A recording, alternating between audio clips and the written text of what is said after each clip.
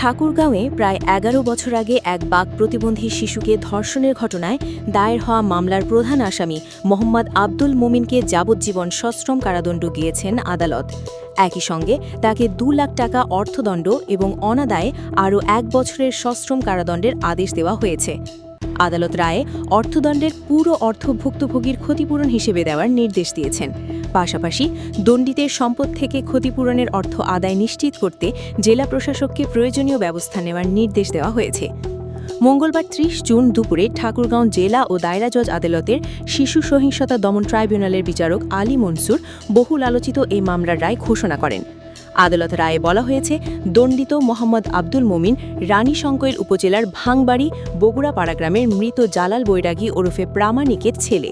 দীর্ঘ বিচারিক প্রক্রিয়ায় সাক্ষীদের জবানবন্দি, চিকিৎসা প্রতিবেদন, আলামত এবং মামলার অন্যান্য তথ্য প্রমাণ পর্যালোচনা করে আদালত নারী ও শিশু নির্যাতন দমন আইন ২০০০ সংশোধনী ২০০৩-এর ৯-১ ধারায় তাকে দোষী সাব্যস্ত করেন। মামলার বিবরণে জানা যায়, ২০১৫ সালের ২২শে অক্টোবর রাত আনুমানিক ৮টার দিকে ভুক্তভোগী ১৪ বছর বয়সী বাক প্রতিবন্ধী কিশোরীকে বাড়িতে রেখে তার মা পাশের বাড়িতেও যান।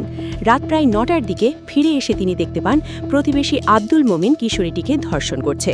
এ সময় তিনি বাধা দিতে গেলে অভিযুক্ত তাকে ধাক্কা দিয়ে পালিয়ে যায়। পরে স্থানীয় লোকজন ঘটনাস্থলে এসে ভুক্তভোগীকে উদ্ধার করেন। ঘটনার পর স্থানীয়ভাবে বিচার চাওয়া হলেও কোনো কার্যকর প্রতিকার না পাওয়ায় ভুক্তভোগীর পরিবার রানীশঙ্কৈল থানায় মামলা দায়ের করে।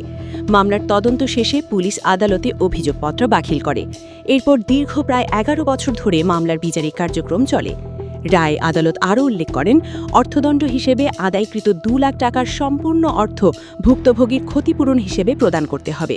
যদি দণ্ডিতের বর্তমান সম্পদ থেকে এ অর্থ আদায় সম্ভব না হয়, তবে ভবিষ্যতে অর্জিত সম্পদ থেকেও তা আদায় করা যাবে।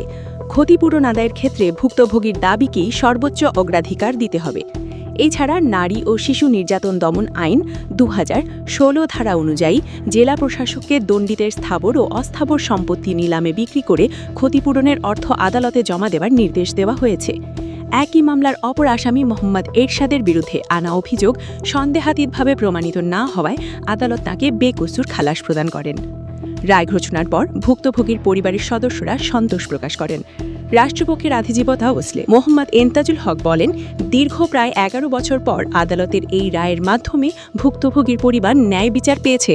তিনি আরও বলেন, ক্ষতিপূরণের অর্থ আদায়ে আদালতের নির্দেশ নারী ও শিশু নির্যাতন মামলায় একটি গুরুত্বপূর্ণ দৃষ্টান্ত হিসেবে বিবেচিত হবে এবং ভবিষ্যতে এ ধরনের মামলার ক্ষেত্রে এটি ইতিবাচক নজির হয়ে থাকবে। নিজে আসামিকে এই আদালত তাকে শনাক্তও করে যে এই আসামিটাই তাকে ধর্ষণ করতে পারে।